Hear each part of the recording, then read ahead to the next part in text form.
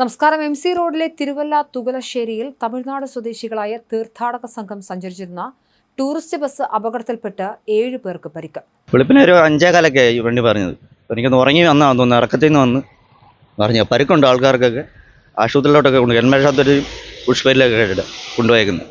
അത് വന്നപ്പോഴത്തേക്ക് ഇവിടെ ഭയങ്കര ആളും പേരുമായിരുന്നു. ഫയർഫോഴ്സുകാർ വന്ന്, പോലീസുകാർ, പിന്നെ ആൾക്കാർക്ക് ഒത്തിരി പേർക്ക് പരിക്കുണ്ട്. തിരുനെൽവേലി മാവട്ടം കൂട്ടപ്പുള്ളി സ്വദേശികളായ തീർത്ഥാടക സംഘം സഞ്ചരിച്ചിരുന്ന ബസ്സാണ് അപകടത്തിൽപ്പെട്ടത്. എടത്വ പള്ളിയിലേക്ക് എത്തിയ തീർത്ഥാടക സംഘമാണ് അപകടത്തിൽപ്പെട്ടത്. ബസ് ഡ്രൈവർ അശോക്, 7 വയസ്സുകാരൻ ജോൺ, 13 വയസ്സുകാരൻ Nikhil Antony, Albert Jude, Steffi എന്നിവർക്കാണ് പരിക്കേറ്റത്. നിസ്സാർ പരിക്കേറ്റ 2 പേരെ തിരുവല്ല താലൂക്ക് ആശുപത്രിയിൽ പ്രവേശിപ്പിച്ചു. വ്യാഴാഴ്ച പുലർച്ചെ 5:15 തുകലശ്ശേരി ചീക്കുളത്തിൽ പടിയിലായിരുന്നു അപകടം. ചെങ്ങന്നൂർ ഭാഗത്തുനിന്നും വന്ന ബസ് നിയന്ത്രണം നഷ്ടപ്പെട്ട് വൈദ്യുത പോസ്റ്റുകളും മതിലും ഇടിച്ചു തകർത്ത ശേഷം തലകീഴായി മറിയുകയായിരുന്നു. പരിക്കേറ്റ 5 പേരെ തിരുവല്ല പുഷ്പഗിരി ആശുപത്രിയിലും 2 പേരെ തിരുവല്ല താലൂക്ക് ആശുപത്രിയിലും പ്രവേശിപ്പിച്ചു. ആരുടെയും പരിക്ക് ഗുരുതരമല്ലെന്ന് ആശുപത്രി വൃത്തങ്ങൾ അറിയിച്ചു.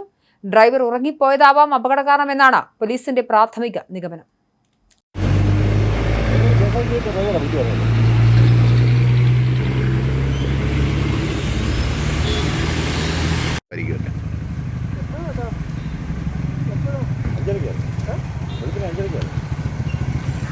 പാത്രങ്ങളെല്ലാം ഉണ്ടായിരുന്നു.